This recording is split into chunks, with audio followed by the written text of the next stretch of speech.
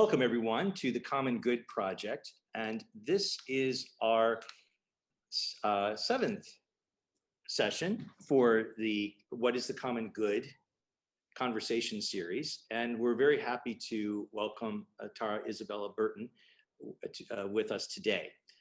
So for those of you who are joining for the first time or might be watching this and watching mid-series, the way this works is that my co-convener, Chris Conway, and myself, I forgot to introduce myself, Ryan Mead, as convener.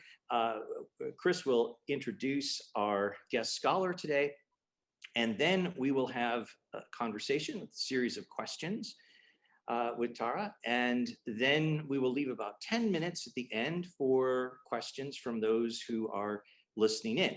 Put your questions into the chat box, and we will try to get through as many questions as we can.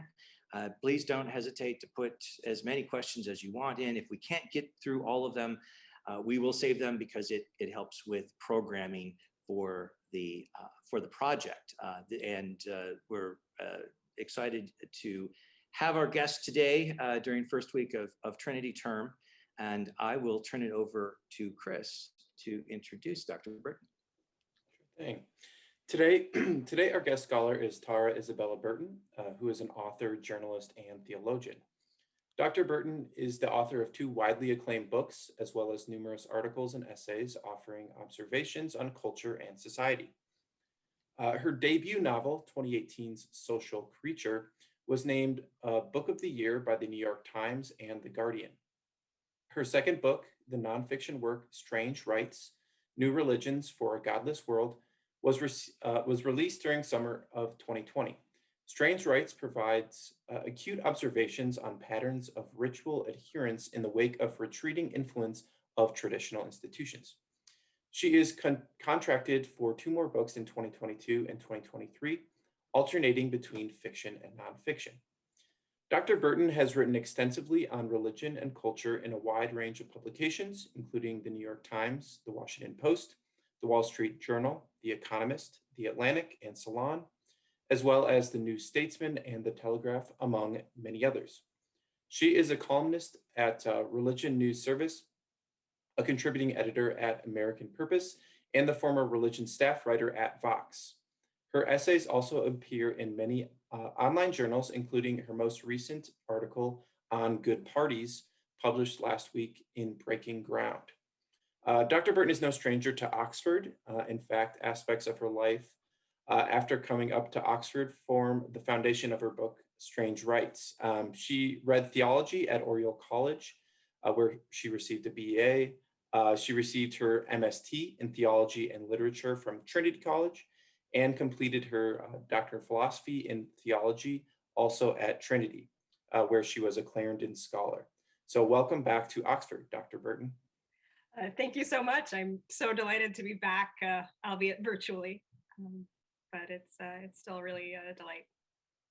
Great. Well, thank you. We're really happy to have you and excited for this conversation. So to begin with, in the course that we have had at the end of Hillary and this beginning of Trinity, we've explored the common good principally in relational terms. That is, being social animals or social creatures, we as humans are relational. Our happiness is found relationally, our flourishing occurs relationally. We can't seem to get it right as individuals unless we see each other in the context of others. And so the common good is not necessarily a concrete thing, but a dynamic search for what enables humans to flourish. None of our guest scholars, not surprisingly, have described the common good in the same way, but all so far have agreed that it is rooted in relations. You may or may not agree with these thoughts, and that's why we're having these dialogues with many different people. But let's start there. What we would like to get your views on the relationality, the non-relationality of the common good in the context of how you see the common good. Sure, absolutely. I mean, I'm with you in terms of relationality. I think one of the things I'd like to do with my work is sort of collapse the distinction between a kind of individual good and a common good as something extra or appended to individual well-being. I think, if anything, the sort of language of common good might risk a kind of assumption that there is some sort of good that is not common. I don't think that's true. I think, as you said, we are political creatures, political animals, and I think the way in which we think of ourselves, and I think this is something that is sort of distinctively, I won't say lost, but de-emphasized by the culture in which we live, or at least the culture in which I live here in New York City. But this notion that we are so much of who we are is given to us, is whether we talk about it in terms of sort of contingency of the body, whether we talk about it as contingency of who we are within a culture, but also the contingency of sort of being human beings who know other human beings. I think any politics of human good has to start with a really robust account of contingency.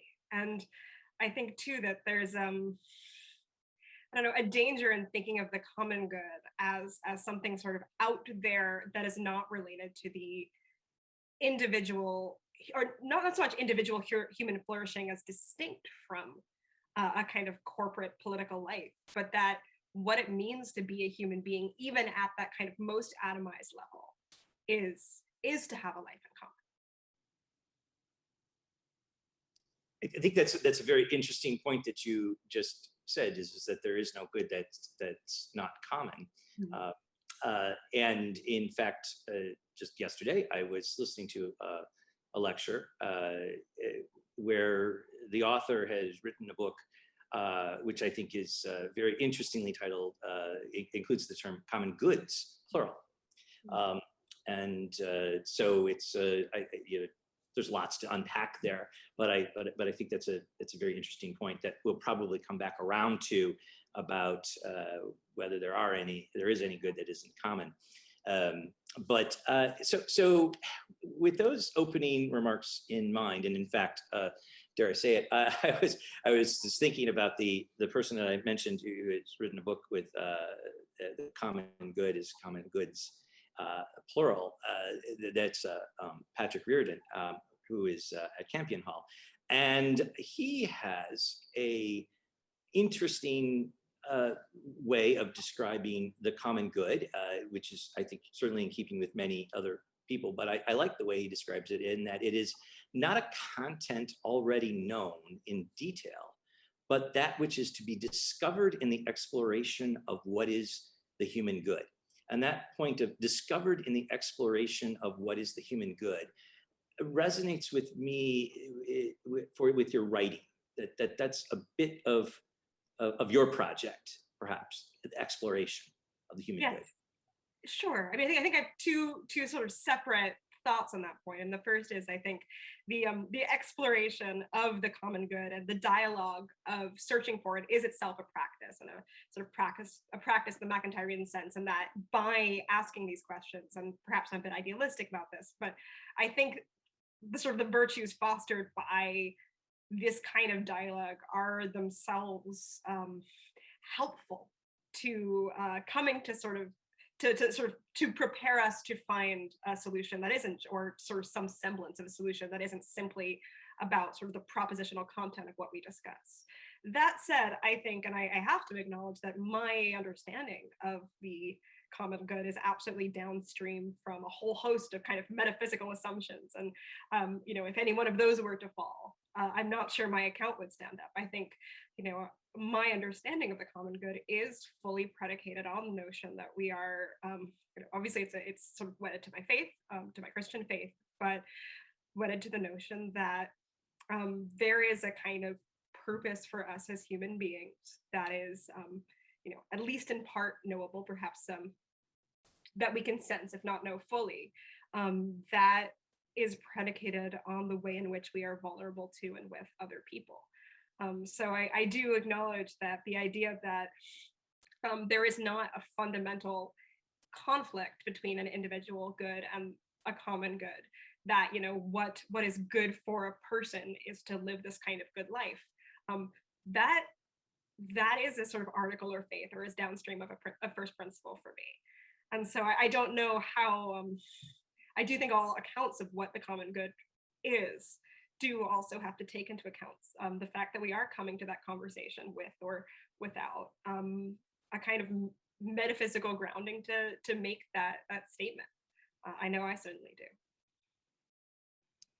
Well, and I think that is those are important points that you just made, which is to back up a bit, because as we'll discuss later on, that there have been some conflating of first principles, and how various people who talk about the common good or might end up in policy, which is not really the point of our conversation series, but to look at first principles. And in one of the readings you suggested for today, post-liberal epistemology, I particularly liked your characterization that the critique of neoliberalism is at base, it's a critique of metaphysics, epistemology, anthropology of the modern era, if we could call that, at least post-Enlightenment, though Enlightenment is a complicated term, and how do we root that, which you deal with in the article. But it's a very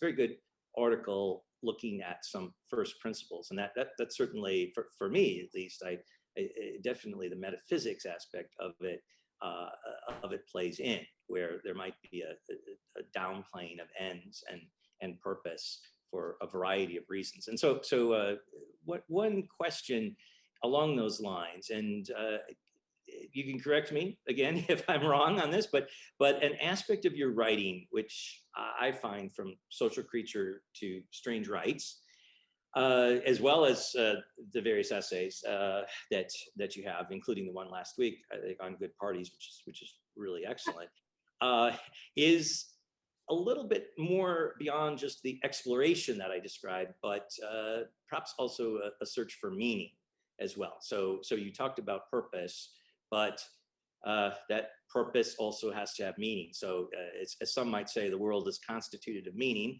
And to live as humans is to be heuristic. Is it the search, and maybe this is a distinction without any sort of difference between exploration and search for meaning. But could you talk a little bit about meaning? Sure. So I think there's a distinction that I want to draw, and it's something that I've been kind of working on and teasing out since I wrote Strange Rights, which was an exploration of the kind of religiously unaffiliated, what I call the religious remixers in the United States. So people, particularly young people, who are sort of mixing and matching religious spiritual traditions and kind of making their own religion.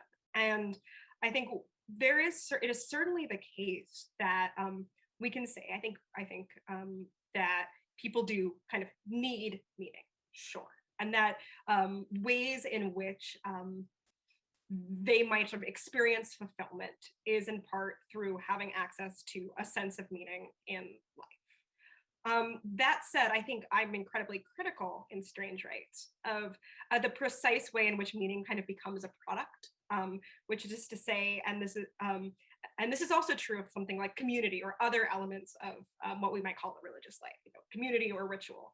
And I think one way of talking about it, which is often how I think perhaps participants in this kind of new religious landscape often talk about it, is like, I need community. These are, and I think I described it informally as like, it's like, I need my vitamin B12, I need my sense of community, I need meaning.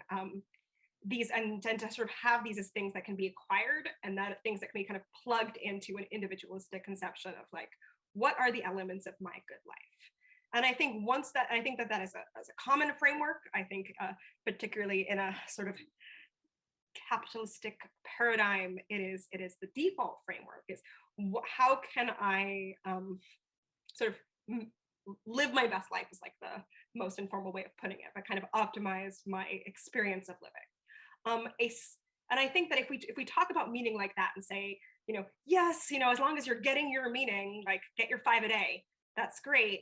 We've already missed something of the point, which is to say that I believe, and again, this is sort of downstream of principles and religious principles I hold, that in the practice of a good faith search for meaning, or the practice of being in community with others, changes us in particular ways that we might think of as making us more virtuous. That we are these practices that we can participate in, foster within us ways of being, ways of seeing, ways of understanding, such that we are better people, perhaps wiser people.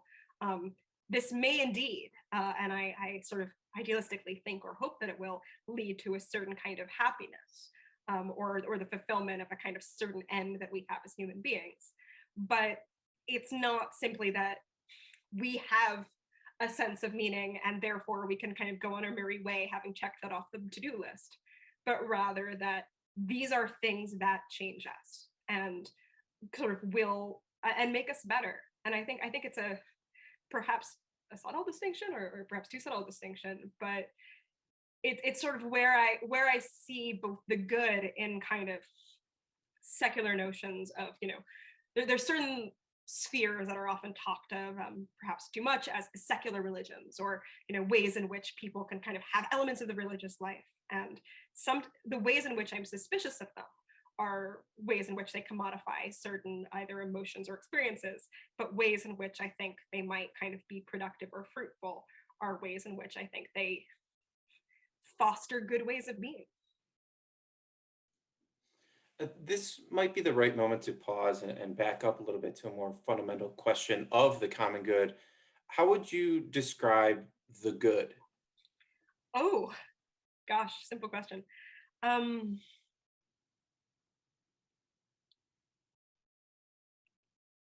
I think my understanding of the good is obviously, because it is so rooted in my Christian faith. I'm not sure how I can talk about it separate from that, but I do think it is the living out of a sort of purpose for, I'm speaking only of human creation here, of human creation that demands that we simultaneously um, sort of exist in loving kindness is a word that always it feels a bit odd to say in a sort of academic context, but to exist attentively to one another such that we're able to see others fully as they are rather than as we would like them to be.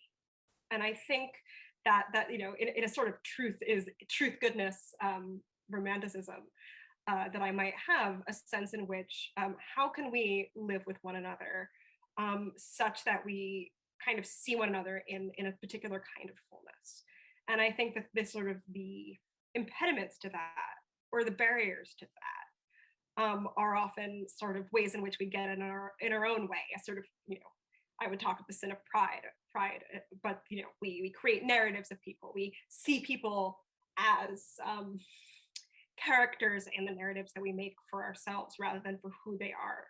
And the fostering of a kind of vision of attentiveness, for me, theologically, is to say we can see one another as God's creation for God's creation. And we see one another as God sees us, with that kind of loving, attentive gaze that does not demand that someone else kind of is fitted into a narrative for our own selves. So I think that when we talk about the good, we are talking about kind of the fullness of what it means to be in the image and likeness of God. And for me, that is also learning to see, not quite with perhaps the wisdom of God's eyes, but certainly with whatever kind of love we can learn to experience ourselves. That is I think that's a very good and very personal description of how you see the good. And we're not, we certainly know that there's millennia of discussion on what is the good. But what I like is that you also reflected on that from a personal perspective. And just knowing a bit about your life, because you've written so much about it, is that was the journey to get to how you now see that, and that how you see purpose and fulfillment. I think what's perhaps interesting, and at least I pick up in your writing, is that that's where you are now, and many are in that spot, but many are not in that spot. And people who have not embraced a particular faith, or might be searching or on a journey for meaning, that much of what you said applies to them. Now, perhaps from your perspective, you're seeing it as a fuller purpose with your faith, but those that are on the journey and haven't quite tapped into the supernatural aspect of faith, or and embrace the theological virtue, that purpose and fulfillment is still there for them. Sure. I mean, I think obviously, I mean, so I think we are all utterly contingent creatures, and that includes kind of our ability to kind of make sense of concepts, to make sense of narratives, to make sense of language. The only way that I can sort of speak meaningfully, I think, about my understanding of the good is through a kind of series of lenses that were given to me without my choosing in many cases. I will say and I think this sort of speaks to what I criticize most in Strange Rights, and sort of the way in which a sense of dissatisfaction with a certain kind of valorization of purely individualistic desire led me to faith, or to the faith I have now, is I think that we have culturally reified and even kind of sacralized a vision of personal individualistic desire, what we want. And when I say desire, I don't even necessarily mean like the full range of what humans can want or sort of meaningfully desire in a kind of broader sense, but in a kind of just like, what do you want right now? How can we sell it to you? I think that we have a sense of like, and this is sort of Charles Taylor's already sort of written far more than I ever will about this, and the ethics of authenticity, but this notion that what is most authentic to us as people is what we want for a very specific and narrow definition of want, and that is sort of a sacred force that, to be true to ourselves, must be satisfied.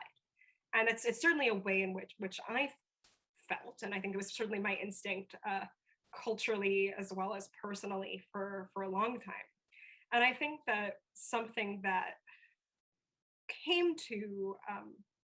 I came to realize was that there is something profoundly alienating and awful and nightmarish about structuring the world according to your own desires, and to sort of see yourself as a desiring entity. And I think the more that I became conscious of myself as, let's say, one being in the social community, and of who I was as being kind of so defined by who I was in the world, in and through other people. I mean, I think you probably don't necessarily have to have like a fully realized Christian theological metaphysic to acknowledge like we are fully dependent on one another. I mean, this year has certainly shown us that we are fully dependent on one another for the basics of life, physical life, but also for our cultural life, for our sense of ourselves. You know, we think in language, and I think no conception of the good that doesn't foreground the ways in which we are vulnerable and to one another, to the ways in which we form one another, and are responsible for forming one another in sort of sometimes terrifying ways. I think you have to be fully aware of that. And I think a really good example of ways in which that kind of language is sort of well used in more secular spaces. I think there's within, let's say, the broader social justice space. So there are often really vital dialogue about what it means to be, whether it's about lived experience or whether it's about how ways in which what we want might be warped by a culture, the ways in which we reinforce cultural ideas that then kind of seep into other people. That kind of the way in which culture both supports us and makes us vulnerable in a particular way. I think that those are questions that are very well explored in that particular in a particular conversation. So I don't think you sort of have to have it. I don't think you have to be Christian to think that the common good is a social phenomenon, nor that the best way to start as a human being is about thinking of ourselves in relation. But it helps. Yeah, and those themes that you discussed are very resonant uh, in your work. And early in your career, you've shown a very remarkable facility for both nonfiction and fiction writing. And your fiction writing, like your nonfiction, is packed with meaning or an exploration of meaning, and the desire to know, and characters and scenarios that move forward in exploration, even if the exploration ends up failing, or maybe even in a bad hangover. Um, the delightful part of your writing is a veneer of frivolity that has a hard time hiding deep meaning. All of your work is serious, no matter the level of whimsy it has, and this is both in your fiction and your nonfiction. So, the question I'd like to ask is, what do you find harder to write, nonfiction or fiction? Oh man, fiction. Yeah. I love it in a particular way. I am hard on myself in a way. I think the novel I have a novel coming out in March, and I rewrote it from scratch 3 times, I think, after it had sold, because I'd sold it, we had it, and I just went, nope, I'm gonna write it from beginning to end, and then I kind of kept retyping it until I just sent off the copy edit. So I think I might be done. But I think that what I find so hard in writing fiction is, I believe strongly, and like this is a sort of commitment of mine as well as an aesthetic preference to, um, I kind of I've sort of talked about it, and I think a piece for Breaking Ground is like the loving gaze, but the responsibility you have as an author when creating characters to kind of imbue all of them with humanity, to that no, I think that any political commitment you have to not instrumentalize people, to not turn people into characters in your own story. When you're writing a novel, you have to write characters. How do you do that? And I think that sort of trying the commitment to treating no one in a text as disposable. There's no, character female character who exists just to be the love interest of the hero or the reward. There's no character that is just, the villainous person who embodies everything wrong with the world. That there's got to be a kind of sense in which any character in the book, even if they only appear for 2 lines, could themselves have their own story, their own sort of perspective on what's happening. Buckton's notion of polyphony was a really, really influential on me in that way. And it's hard because I also, I think my sort of natural aesthetic interest is in sort of Black comedy, and I like to laugh. I like to laugh at people. I do. I love sort of people's foibles. My own foibles amuse me, and it's sort of, how do you sort of keep that slight distance of people don't know themselves, and the ways in which people don't know themselves is often quite funny to everyone but them, and sometimes them, and still kind of have this love for human beings in all of their insufficiencies, in all of their self-delusions.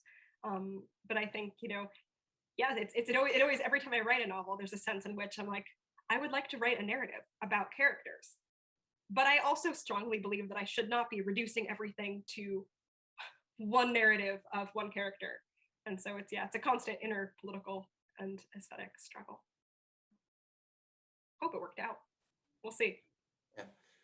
Yeah. In one of your nonfiction works, in Strange Rites, a central theme that you touch on is that religion provided ritual in society for millennia, which filled a human need for ritual, particularly in ritual's social form, like we've been discussing.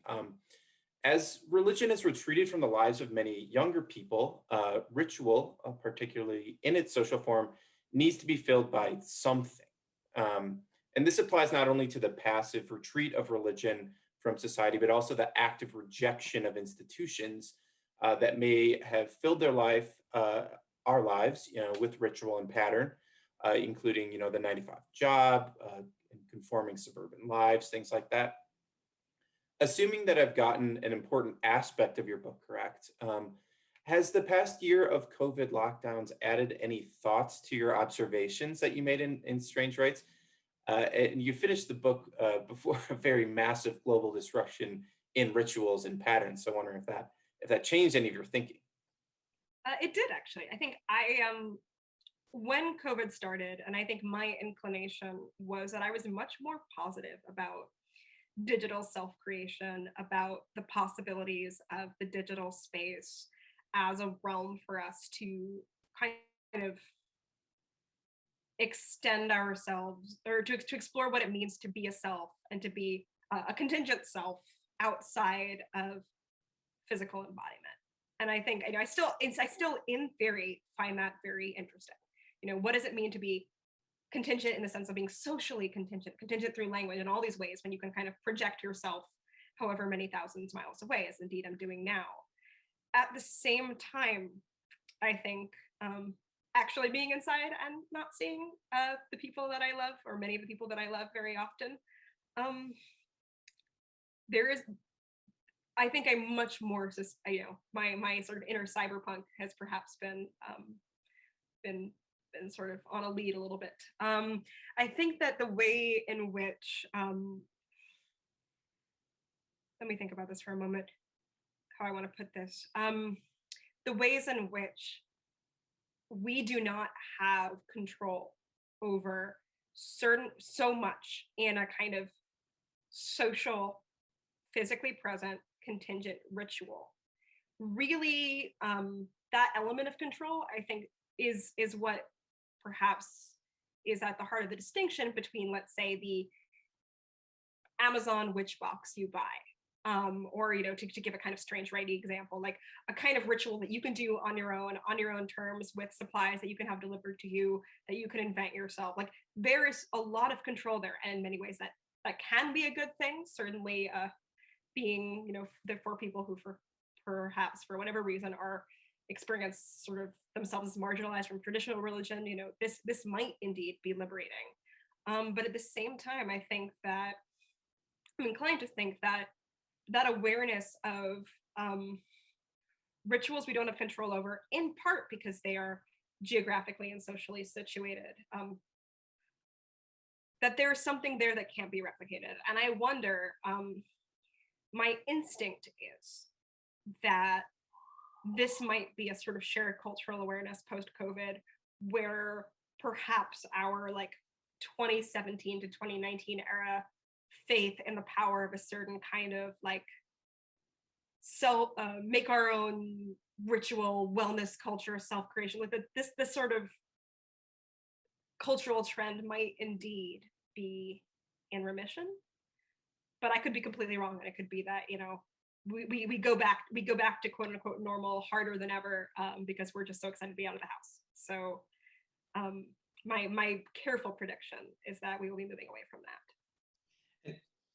Which this leads to, I think, an interesting point that you seem to be going towards, and that is you mentioned buying the Amazon box, and there's been all sorts of interesting things during COVID to perhaps lure us to, in my own bias here, be engaged commercially with certain companies or certain platforms of delivery, where it's normal to offer something free in order as an inducement or an incentive. But there is this, I think, strange phenomenon of, oh, buy this, you don't know what's in it, and it's very cheap for $1, and you get something, right? But it draws you in. The organization then has all sorts of information about you, and you're stuck in home for the past year. So I don't want to be at the risk of not really knowing who owns Zoom, because there seems to be a type of faux sociality that has occurred with all of this delivery that's happened during COVID, this connectedness and buying, and in some ways, I think as long as a person was able to afford it, my sense is there's more consumption during COVID via online in certain ways. Mm. And this seems to have tried to assuage our lack of connectedness with people. Sure. I Any mean, thoughts on that, or am I completely off? I think the way that I would frame it is that, let's say, the sort of COVID-tide internet culture is just a kind of rendering explicit what I think is like implicit in, let's say, capitalism generally, and particularly in, let's say, internet capitalism, which is this idea that we are, at a certain point, we're trading in emotions, sensations, and narratives of ourselves. You know, we're buying the New Yorker tote bag, and that says something about who we are, and we're sort of using money, which may or may not be gained through an attention economy that is itself kind of predicated on the fulfillment of certain kinds of desire, whether it's, you know, an Instagram influencer, or it's someone who, like, it feels really good to click on that article about how that person you hate is bad. I think the way in which that there's less stuff between us and the sort of like pure dopamine hit of self-identification in a particular way because of the attention economy, and I think the more that our economy is disembodied, the more it is sort of click based, and obviously I'm talking about a segment of the economy. I don't want to make sort of universalizing claims, but I do think the way in which you know, it is even easier to trade in fantasy and sort of, when I say pornography, I don't necessarily mean literal pornography, but the kind of sort of fulfillment of a particular narrative of the self, or you know, a fantasy of who we are, really without that is the product in a way, rather than like that is a, you know, we're buying a razor and it, you know, makes us feel a certain way, but they're still a razor, and I think a certain part we're just getting rid of the razor. Yeah, that I actually was going to bring up that razor point. I listened to a podcast where you had discussed those competing Gillette ads, where, you know, one from years back was, you know, use Gillette razors and you'll be a real He-Man. That it will be desirable to all women, and then the newer ad is portraying a Gillette razor user as a more sensitive man who is you know, cares for his community and the women around him, and things like that, and is, you know, the at its, you know, base form, the razor itself as a good doesn't have any morality, but we, through our consumption, seem to be ascribing some level of morality to these consumer products. So I just wondering if you have any, you know, further thoughts on that sort of phenomenon, and where that potentially is coming from. I mean, again, I'm torn because there's a part of me that's saying, you know, moral hunger, if people have moral hunger and companies are trading on that moral hunger, like, that is itself, that is bad and unnerving, but also great that we have a sort of, however not yet formed cultural consciousness that there is some moral hunger in us that is not being fulfilled by the culture as is. That seems like a good starting point. That seems exciting. I'm glad that that is indeed what we want, and perhaps that we're all the more willing to talk about it as something that we want. That said, I can't imagine ways, and I mean, it seems that every example that I've come across of sort of corporations kind of selling a certain kind of moral self-satisfaction as a product, that really doesn't seem like the ideal solution. So, you know, good that we want it, good that there are people out there who are hungry, but to think of them as simply like consumers of moral fulfillment feels, as I said in the beginning of this talk, not the right way to go. So and dare I say it, perhaps that is you know, manipulation of our need for meaning, or our need to have some sense of morality.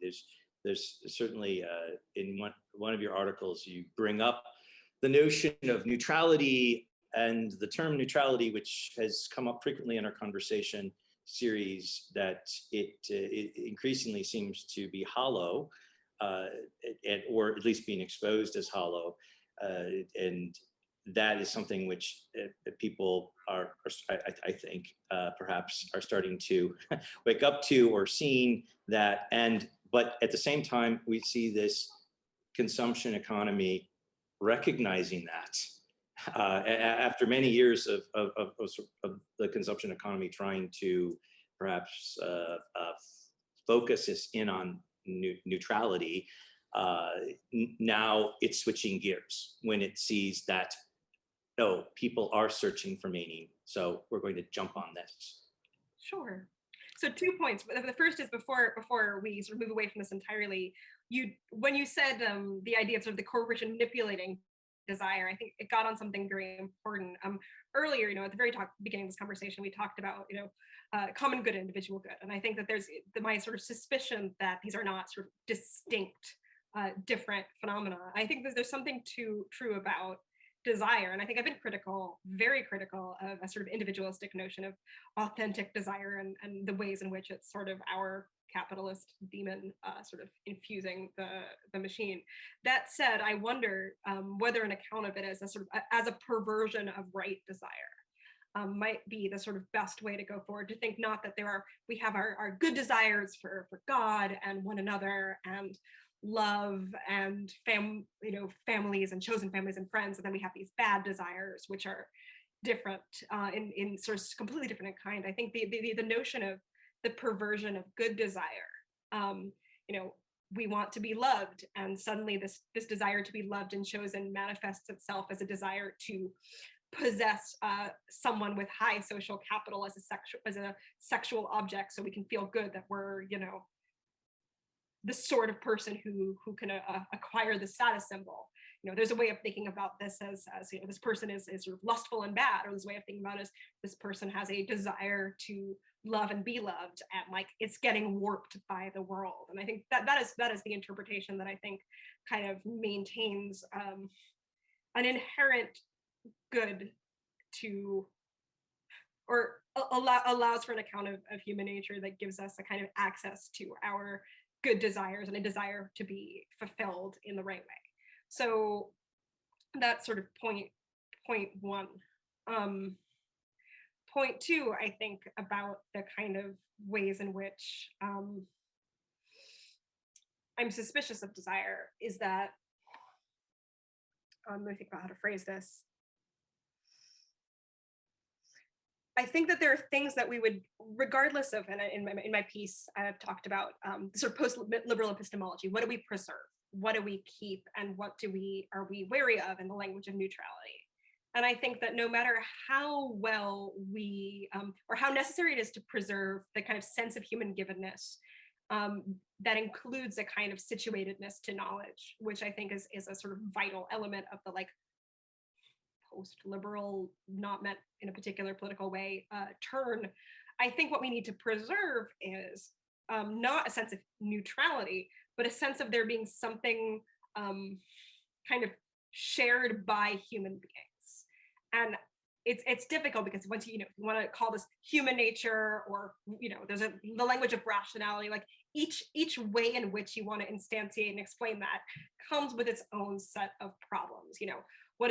What assumptions are we making about, like, as Clifford Geertz would say, like capital M man versus lower m lowercase man.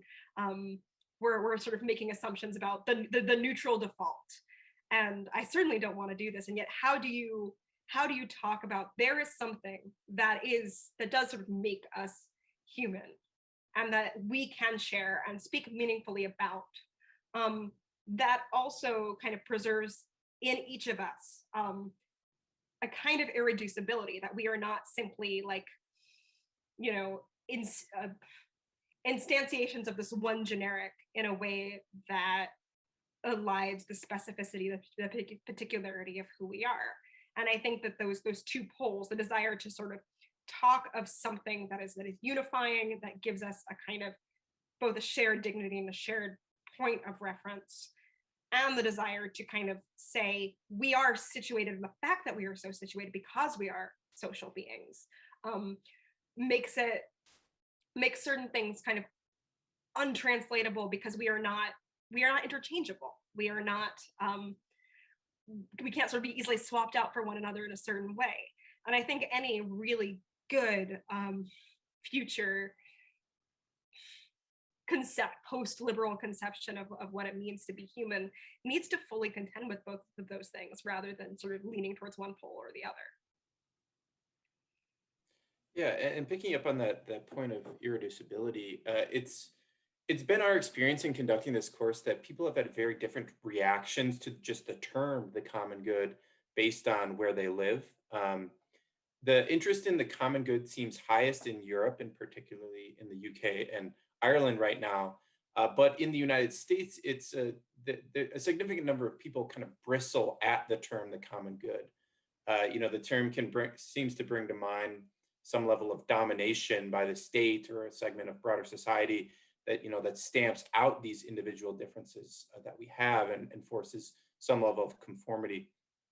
But your work seems to celebrate individual differences. Can you comment on how a love and acceptance of the differences and the eccentricities in other people contributes to this human flourishing? Sure. I think to sort of speak in this sort of as a Christian, or as on the very personal level of like what I see myself called to do, is a kind of ethic of attention, what it means to sort of direct one's gaze outward to another. And I think that to think of my being in the world as a kind of obligation to pay attention, rather than to think of myself in the world, my sort of self in the world, where the starting point is a kind of, what do I want? What is my desire? Who am I? And how do I tell the story of myself to myself? I think that's often quite a bad starting point. I think when we talk politically about the common good, there are ways in which I am, I think, quite willing to say that certain kinds of human freedom, human liberty, aren't necessarily fully advisable. And I'm thinking of this not in terms of, let's say, an integralist state. I'm thinking of this in terms of like, some people have too much money. I think that I'm very inclined to say there should be certain restrictions on the sort of human capaciousness and our sense of who we are, being free to fulfill our desires economically. And that's the point in which I think I'm very comfortable talking about a political vision of the common good that directs resources towards the vulnerable, that in my mind allows for human flourishing by making sure that families can afford to take care of their children. That makes sense, that allows for vulnerable people to be taken care of, so that we can devote time to living well with one another. I sort of, where I think the restriction on liberty that my vision of the domineering common good state might be, is on our ability to fulfill the devices and desires of our own heart. A couple of things that you mentioned there, which connect us with some of our other guest scholars. So last week we were talking with Professor Rachel Walsh from Trinity College Dublin, and we were talking about property law and property theory, and exploring Aquinas's thoughts on property in question 66 of the Secunda Secundae, and there he talks about superabundance. And this is probably more of a comment connecting, but feel free to comment on it if you want.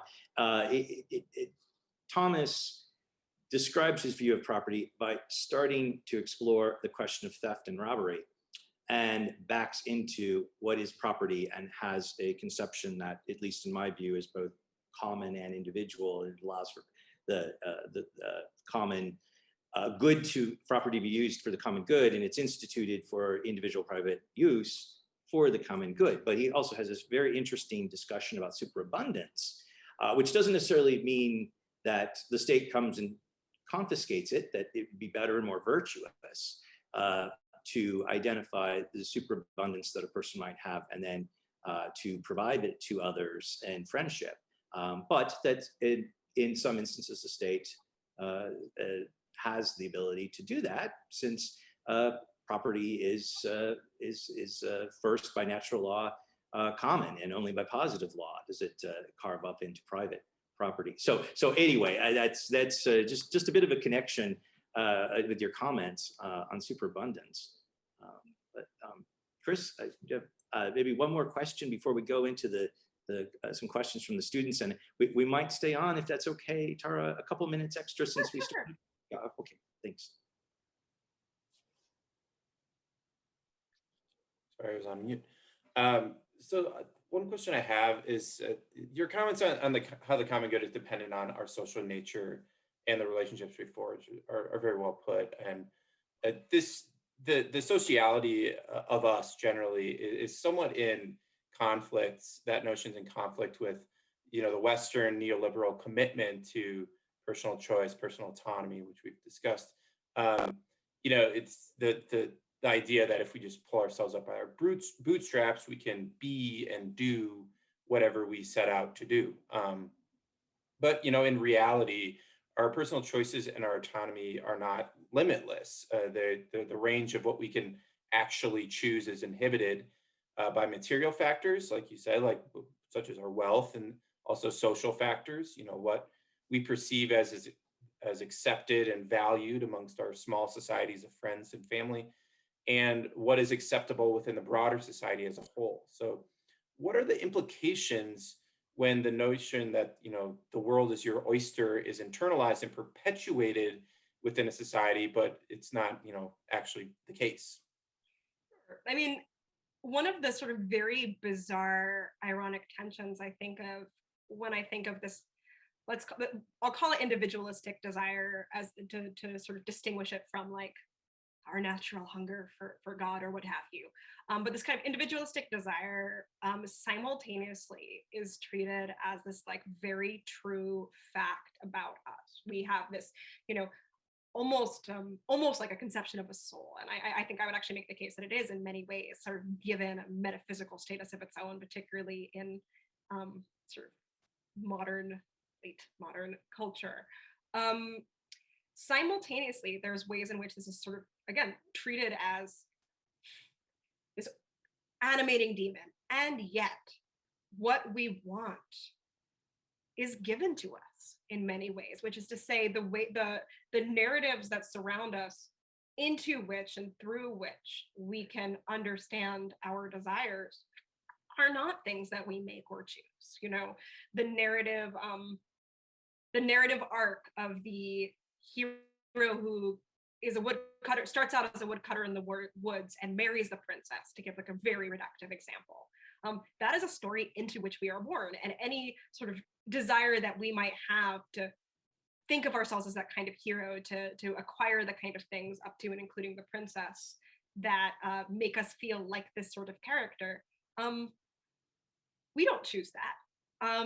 We don't even have a sense of ourselves outside of these organizing stories. And so I think one of the sort of questions that a sort of model that valorizes individualistic desire has to answer is like, what does that even mean? Is this not just a reification of like the culture reproducing itself mimetically through seducing us into wanting certain things, and then telling us that it is our desire that is the organizing force, rather than sort of what is held just out of reach? And I don't know exactly like where we sort of locate that cultural force, because I can, and like my instinct is like, of course I want to blame the corporation selling it to us, but obviously the transmission of cultural stories and cultural senses, narratives that we can sort of inhabit or try to inhabit of who we are far more widespread. So I think that the sort of the notion that there is like authentic demonic, or like even good demonic desire that can be an animating force kind of collapses on itself, because that desire is itself so contingent on what we are told to want. Yeah, and I think that's very well said. In our last couple minutes here, I'm going to read out some questions that the listeners had. The first one I'll read is, I'm intrigued by the distinction between the pursuit of meaning as an object of consumption and a genuinely authentic pursuit of meaning in community. To what extent does the former correspond to a subjectivist and relativist conception of meaning in life, where whatever seems good to us is in fact good for us? Of course, one can think one has objectively found meaning and go wrong. But to deny that there is any such objective purpose to be achieved seems another thing. All that said, one might worry that meaning is too frail a thing to be genuinely objective, as opposed to a purpose or end or telos. Any thoughts on that?